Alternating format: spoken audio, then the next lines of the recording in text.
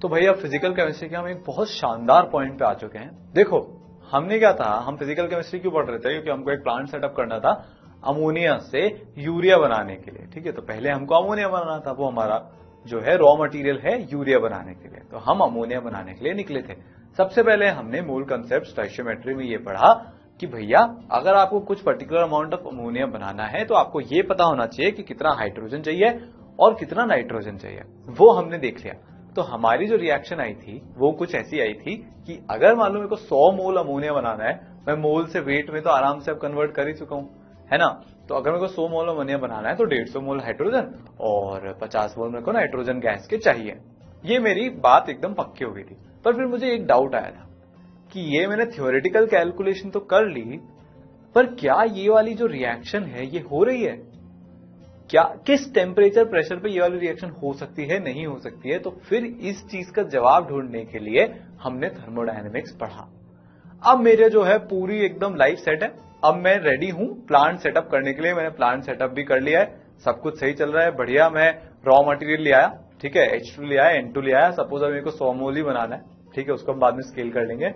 तो मैंने क्या किया कि भाई बड़े लोगों ने बोला होता है कि थोड़ा सा जो भी आप काम करो उसमें थोड़ा सा एक्स्ट्रा शुरू में रॉ मटेरियल लेके आने का। तो मैं 150 मोल की जगह चलो मान लो 200 मोल लिया, है ना, 50 मोल के लिए लिया। फिर मैंने सोचा कि 100 मोल अमोनिया मस्त बन जाएंगे, फिर अपन वापस से नया रॉ मटेरियल आके और अमोनिया बना लेंगे। ठीक है भाई। तो फिर मैंने क्या किया कि अमोनिया को कलेक्ट करना शुरू किया। और जब मैंने किया तो एक छोटी सी प्रॉब्लम हुई, इनफैक्ट छोटी नहीं बहुत बड़ी प्रॉब्लम हो गई कि मैं कितनी बार भी ट्राई करूं पर मेरे को जो अमोनिया है वो 100 मोल से कम ही मिल रहा था। मेरे को ये पक्का था कि मैंने हाइड्रोजन जो है वो 150 मोल तो मिनिमम यूज किया ही है और N2 जो है वो मैंने मिनिमम 50 मोल तो यूज किया ही है। फिर भी मेरे को हर केस में अमोनिया 100 मोल से कम मिल रहा था। अब मैं जो हूं बड़ा ही मैथमेटिकल आदमी हूं, ऐसा मुझे लगता है। पर हमारे पास क्या है कि बहुत बढ़िया बढ़िया टेक्निक्स होती हैं। तो मैंने सोचा एक काम करते हैं कि अमोनिया के कॉन्सेंट्रेशन, अपने को कॉन्सेंट्रेशन नापना आता है इसलिए तो अपन ने कॉन्सेंट्रेशन टर्म्स पढ़ा था, उसका कॉन्सेंट्रेशन मैं टाइम के साथ नाप लेता हूं और वो मैं प्लॉट कर लेता हूं ग्राफ में। क्या पता ग्राफ की शेप देख के मेरे को कुछ पता लग जाए, ग्राफ देख के मेरे को कुछ पता लग जाए कि एक्चुअली में हो क्या रहा है और मेरे को कितनी यील्ड मिल रही है। लेस देन 100, इसमें कितना लेस देन 100 मिल रहा है ये भी मेरे को देखना था। तो मैंने एक ग्राफ प्लॉट किया। अब वो जो ग्राफ है वो कुछ ऐसा आया। कैसा आया? ऐसा। ठीक है। अब देखो ये जो ग्राफ है ये मैंने जो एक्सपेक्ट किया था उससे बहुत कम आया। देखो 100 मोल का लेवल ऊपर है, कंसंट्रेशन में मैं कन्वर्ट कर लूंगा पर वो 100 मोल का लेवल ऊपर है और ये ग्राफ तो कितना नीचे रह गया उससे, है ना। ये ग्राफ इतना नीचे रह गया। ठीक है, बात समझ में आई आपको? ऐसा क्यों हुआ ये ही अब हमको जानना है। इसके पीछे का कारण क्या है? भाई हमने तो फिर जो एक्सपेक्ट किया था उतना तो अमोनिया बन नहीं रहा। अब मेरी तो इंडस्ट्री बंद हो जाएगी, है, कितना नुकसान हो जाएगा। तो ऐसे तो नहीं कर सकते। तो बेसिकली अब मेरे को जो है, मेरे को एक क्वेश्चन में मैं अटक गया। वो क्वेश्चन क्या है, मतलब इनफैक्ट मैं काफी सारे क्वेश्चन में अटका हूं। वो बेसिकली मैं आपके सामने क्वेश्चन आपको बताता हूं। तो वो क्वेश्चन है ये। पहला क्वेश्चन है कि ये कम यील्ड क्यों आ रही है। बात समझ में आई? पहला क्वेश्चन है कि कम यील्ड क्यों आ रही है। देखो किसी भी प्रॉब्लम को अगर हम छोटे छोटे क्वेश्चन में तोड़ लेंगे और फिर उनका आंसर समझने जाएंगे तो हमारे लिए वो रिलेटिवली इजी हो जाता है उसका आंसर फाइंड करना। दूसरी बात कि यार ये इस तरह का शेप क्यों आ रहा है ग्राफ का, है ना, ये भी एक बहुत इंपॉर्टेंट बात है। ठीक है, ऐसा मुड़ा हुआ शेप कुछ तो आया था, वो क्यों आ रहा है। और तीसरी बात कि कितनी एग्जैक्टली यील्ड है। मेरे को बनाना तो 100 टन ही है, मेरे को रिक्वायरमेंट तो उतनी है, तो मैं पहले यील्ड तो पता करूं कि 150 मोल हाइड्रोजन और 50 मोल नाइट्रोजन पे मेरे को एग्जैक्टली कितना अमोनिया मिल रहा है। फिर उस हिसाब से मैं रॉ प्रोडक्ट बढ़ा लूंगा, यील्ड भी बढ़ाने की कोशिश करूंगा। उसके मेरे को यील्ड एग्जैक्टली पता होनी चाहिए। तो मैंने अपनी कोशिश चालू करी। ठीक है, ये समझने के लिए मेरे को समझना पड़ेगा क्या, केमिकल इक्विलिब्रियम। जब तक मैं केमिकल इक्विलिब्रियम नहीं समझूंगा, उसके फंडे नहीं लूंगा, तब तक मेरे को इस चीज का आंसर नहीं मिलेगा। तो आपकी जो बुक्स में केमिकल इक्विलिब्रियम चैप्टर लिखा होता है वो इसी प्रॉब्लम को सॉल्व करने के लिए है। वो हमको इसी की इंफॉर्मेशन देता है कि जरूरी नहीं है कि जो रिएक्शन है उसकी 100% यील्ड हो, क्योंकि नेचर में रिएक्शन पूरा का पूरा आगे चला जाए ऐसा कोई जरूरी नहीं होता। इसको अब हम और डिटेल में समझते हैं। तो इसको समझने के लिए हमको पहले तो समझना पड़ेगा इक्विलिब्रियम वर्ड को। इक्विलिब्रियम हमने थर्मोडायनेमिक्स में देखा था, ठीक है। तो जो इक्विलिब्रियम हमने थर्मोडायनेमिक्स में देखा था वो तो हमको ये बता रहा था कि मैक्रोस्कोपिक प्रॉपर्टीज जैसे टेम्परेचर, प्रेशर, वॉल्यूम, इनमें ओवर टाइम कोई चेंज नहीं आता, ये कांस्टेंट लगती हैं। अब इस इक्विलिब्रियम को हम थोड़ा सा और डिटेल में समझते हैं, है ना। देखो, अगर आप इक्विलिब्रियम की डेफिनेशन गूगल करोगे तो वो आपको क्या बोलेगा, वो आपको बोलेगा कि a state in which opposing forces और इन्फ्लुएंसेस आर बैलेंस्ड। इसका मतलब ये हो गया कि कोई भी दो फोर्स, जैसे कि अब देखो मेरे ये दोनों हाथ, मैं इस वाले हाथ से इस तरफ फोर्स लगा रहा हूं और इस वाले हाथ से इस तरफ फोर्स लगा रहा हूं। अब दोनों तरफ इक्वल फोर्स लग रही है तो मेरा हाथ ना राइट में जा रहा है ना लेफ्ट में जा रहा है ना। तो ये एक इक्विलिब्रियम की पोजीशन हो गई क्योंकि आपको मैक्रोस्कोपिकली कोई भी चेंज नहीं दिख रहा है। बात सुनना ही। ऐसा ही हमको जो है रियल लाइफ में भी बहुत सिचुएशंस देखने को मिलती है। सबसे बढ़िया एग्जांपल जो मेरे को लगता है वो लगता है बैंक का। देखो बैंक में क्या होता है, कोई भी बैंक है, मान लो जैसे state bank of India, HDFC, ICICI, उसमें क्या होता है, कुछ लोग होते हैं जो पैसे जमा कराते हैं, है ना। तो अपन देख लेते हैं। तो ये रहा, अभी आपको गार्ड साहब जाके खोल के दिखाएंगे भाई कि जो पैसे जमा हो रहे हैं बैंक में, पैसों का लेवल बढ़ता जा रहा है, बढ़ता जा रहा है, बढ़ता जा रहा है। ये पैसे जमा हो रहे हैं, पैसों का लेवल बढ़ रहा है। तो ये हमारा कौन सा प्रोसेस हो गया, बैंक में पैसे भरने के प्रोसेस को हम फॉरवर्ड प्रोसेस बोल रहे हैं। क्या बोल रहे हैं, फॉरवर्ड प्रोसेस बोल रहे हैं। तो ये हमारा फॉरवर्ड प्रोसेस हो गया। और जब बैंक में पैसे भरने वाला प्रोसेस आता है तो मेरे को एक बहुत शानदार सी, मजेदार सी चीज याद आती है। क्या है वो चीज, वो चीज है 8 नवंबर 2016 को रात 8 बजे, अगर आपने टीवी देखा होगा तो वहां पे आपको मोदी जी दिखे होंगे बोलते हुए कि 500,000 के नोट बैन हो रहे हैं। हाँ, डीमोनेटाइजेशन, ठीक है। उस टाइम क्या हुआ था, लाइनों में लग लग के लोगों ने बैंक में पैसे जमा कराए, जमा कराए, जमा कराए। निकालने वाले तो बहुत कम थे और जमा कराने वाले बहुत ज्यादा। तो उस टाइम पे जो है ये फॉरवर्ड प्रोसेस बहुत बढ़ गया था। सब लोग जाके बैंक में पैसे जमा करा रहे हैं, है ना। इसका उल्टा क्या हो सकता है, इसका उल्टा हो सकता है ये कि भाई लोग जो है पैसे निकाल रहे हैं, हमने एक लेवल तक बैंक को भर दिया, अब ये जो है दो लोग जा रहे हैं, ठीक है, वहां पे जाके बैंक वालों से बोलेंगे भैया हमको पैसे वापस दो, तो बैंक वाले उनको पैसे निकाल के दे देंगे। बात समझ में आई आपको। तो ये बैंक वालों ने इनको पैसे निकाल के दिए, तो बैंक में पैसों का लेवल कम होता जा रहा है ना। ये वाला जो प्रोसेस है ये क्या हो गया, ये वाला जो प्रोसेस है, ये वाला प्रोसेस हो गया बैकवर्ड प्रोसेस। क्या हुआ कि पैसे जो हमारे जमा थे वो वापस से निकाल लिए गए हैं। अभी यहां पे कोई इक्विलिब्रियम नहीं। देखो एक केस में क्या हो रहा था कि पैसों का लेवल बढ़ता जा रहा था, दूसरे केस में क्या हो रहा था कि पैसों का लेवल कम होता जा रहा था। हमको इक्विलिब्रियम ढूंढना है। तो अगर पैसे जमा कराने की रेट और पैसे निकालने की रेट बराबर हो जाए तो वो फिर इक्विलिब्रियम आ जाएगा। तो ये देखो पैसे आते जा रहे हैं, ये दोनों लोग वापस से आए पैसे निकालने और ये इन्होंने पैसे निकालना शुरू किया। पर जो पैसों का लेवल है आप नोट करो बैंक में, वो उतना का उतना ही है। तो वो उतना का उतना ही रहा, ठीक है। सो ये एक इक्विलिब्रियम हो गया अब। पर ये वाला जो इक्विलिब्रियम है ये बहुत ही खास तरह का इक्विलिब्रियम है। खास क्यों है, क्योंकि ये वाला जो इक्विलिब्रियम है ये डायनामिक इक्विलिब्रियम है। डायनामिक इक्विलिब्रियम का क्या मतलब होता है, देखो पैसे आ भी रहे, पैसे निकल भी रहे, आ भी रहे, निकल भी रहे। ऐसा नहीं हो रहा कि भाई बस बैंक में पैसे पड़े, ना डालने वाला कोई है ना निकालने वाला कोई है। ऐसा होता तो वो कहलाता स्टैटिक इक्विलिब्रियम। पर अभी हमारे पास क्या हो रहा है कि जितने पैसे आ रहे हैं उतने पैसे निकल रहे हैं, आ रहे हैं, निकल रहे हैं। कोई भी एक ऐसा पॉइंट नहीं है जहां पे कोई एक्टिविटी नहीं हो रही। पर जो मैक्रोस्कोपिक चेंज है वो हमको नहीं दिख रहा क्योंकि बैंक में पैसों का लेवल उतना ही है। अच्छा, बैंक वैंक की तो मैंने इतनी बात कर ली, पर ये केमिकल रिएक्शन में मैं कैसे करूंगा। केमिकल रिएक्शन में इसको करने के लिए मैं आपको इसको एक सिंपल से रिएक्शन से समझाने वाला हूं। H2 + Cl2 giving 2HCl।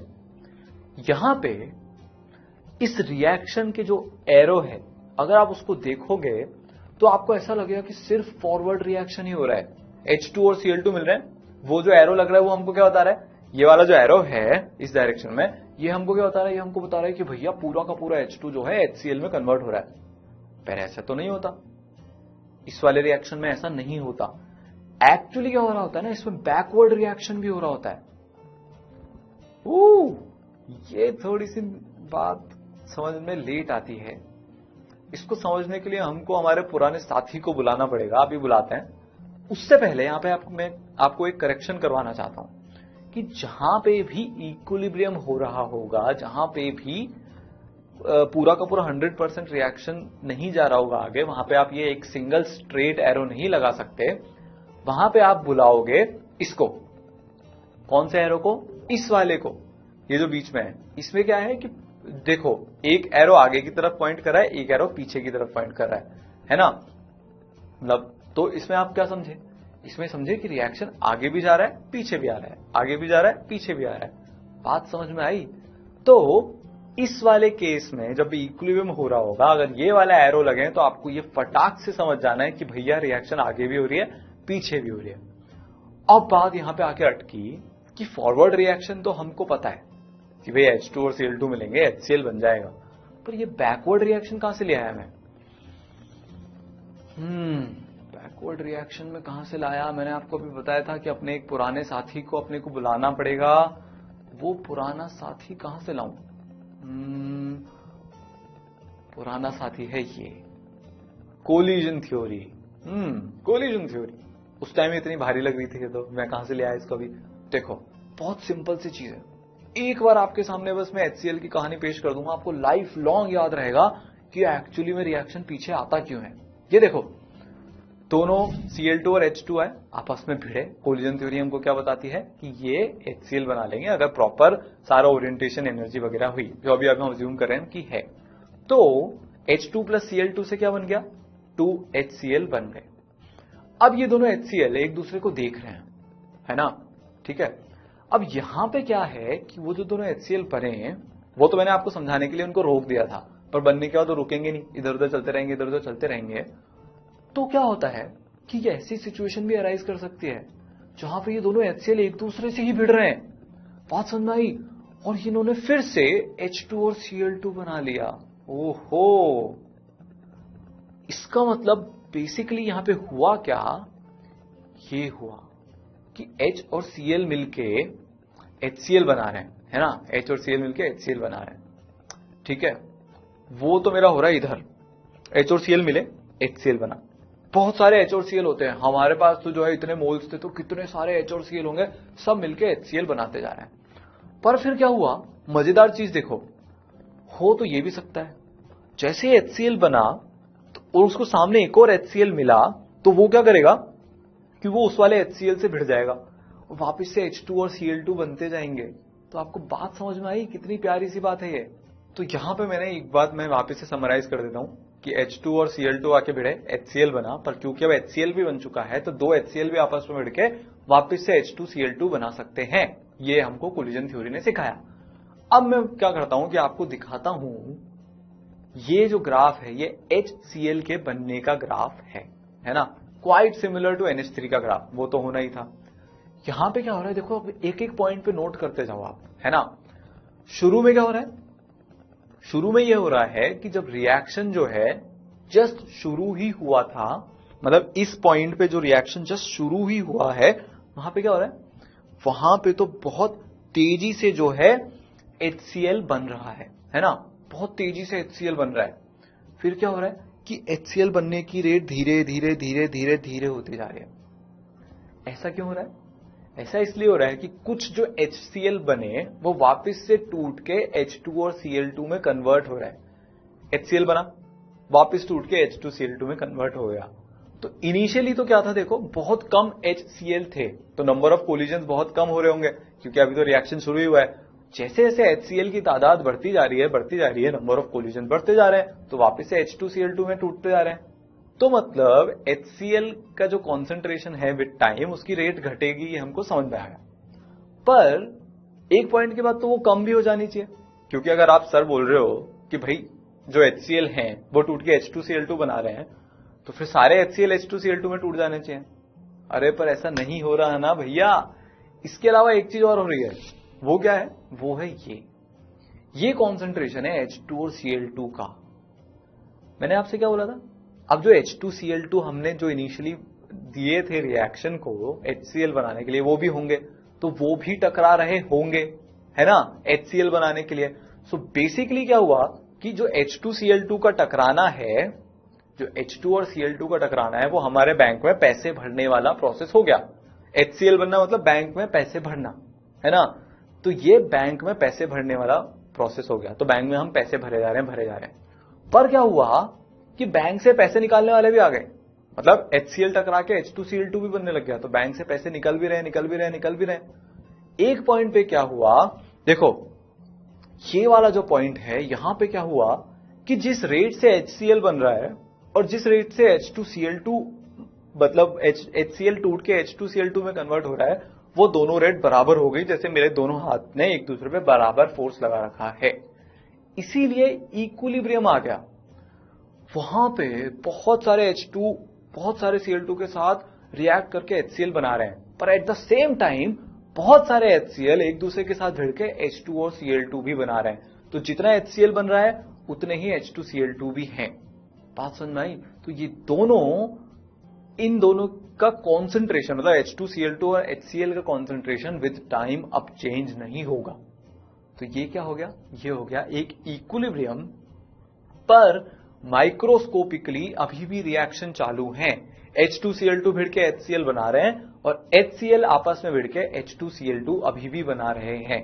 तो ये कौन से टाइप का इक्विलिब्रियम हो गया, डायनामिक इक्विलिब्रियम हो गया, क्योंकि इसमें हमको मैक्रोस्कोपिकली कोई चेंज नहीं दिख रहा है, मतलब नो मैक्रोस्कोपिक चेंज, ये स्टेट ऑफ इक्विलिब्रियम हो गया।